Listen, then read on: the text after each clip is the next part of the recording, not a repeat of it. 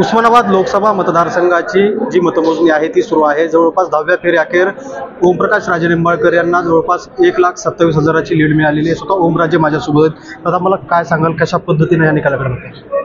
मी या निवडणुकीला सामोरं जाण्याच्या पूर्वी मला कायमस्वरूपी हिनवलं जात होतं की मागच्या वेळेस मोदींमुळे तुम्ही निवडून आलात, मोदींमुळे तुम्ही खासदार झालात।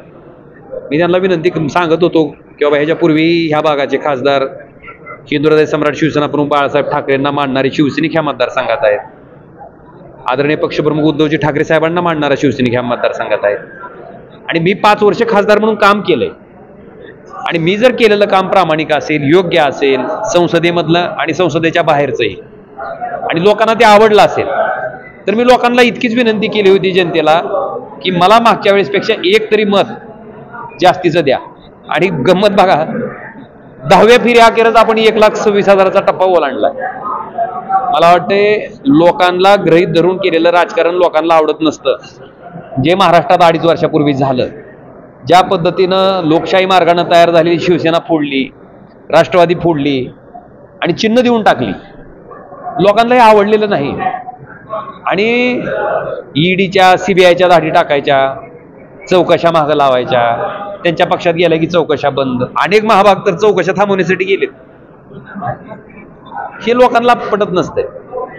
शेतकरी देशोधडीला चालला लागलाय, त्याचं उत्पन्न दुप्पट करायचं तुम्ही आश्वासन दिलंय, आणि दुसरीकडे 11,000 रुपये क्विंटलला सोयाबीन गेलं की पाम तेलावरचा आयात शुल्क कपात करून ते 4,000 रुपयाला आणता। कांदा 60 रुपयाला गेला की निर्यात बंदी आणता। लोकांना आवडत नसतंय। कुठेतरी शेतकऱ्याचं बी जगणं मान्य केलं पाहिजे ना।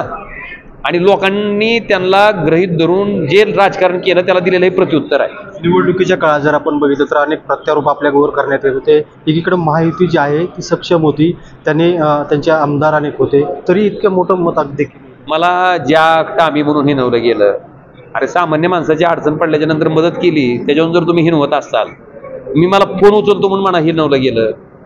सामान्य माणसाचं काम पडल्यावर त्याचा फोन उचलून एखाद्याला रक्ताची आवश्यकता असेल, एखाद्याला दवाखान्याची मदत पाहिजे असेल, ती मिळत असेल, आणि त्या गोष्टीचं जर तुम्ही त्या ठिकाणी अपप्रचार करत असाल तर लोक त्याला ह्या पद्धतीने उत्तर देतील। राज्यात आतापर्यंत सर्वात जास्त लीड ही आपलीच पाहायला मिळते। काय भावना? एक लक्षात घ्या, ही लीड नाही, ही जबाबदारी आहे। त्याच्यामुळं त्या जबाबदारीच्या माध्यमातून आता जास्तीचं अजून लोकांसाठी उपलब्ध होणं, अजून चांगल्या पद्धतीचं काम करणं, मला वाटतं ही जबाबदारी आहे। आणि ती जबाबदारी म्हणून मी त्या ठिकाणी स्वीकारून काम करेन। कितीपर्यंत लीड जाईल? मला आता लीड उगा आपण अजून काही एक्झिट पोल करायचं का इथं? आता कळतेच की आता 10 फेरीत जरी 127 असेल तर अजून 20 फेऱ्या शिल्लक आहेत, बघायचं किती होते। नक्कीच हे होते ओमराजे निंबाळकर। आणि जर पाहिलं तर अगदी येणाऱ्या काळामध्ये ज्या फेऱ्या राहिलेल्या आहेत ज्यामध्ये देखील मोठं मताधिक्य त्यांना मिळू शकतं, असा देखील विश्वास त्यांना व्यक्त केला आहे। बालाजी सुरवशी, साम TV, धाराशिव।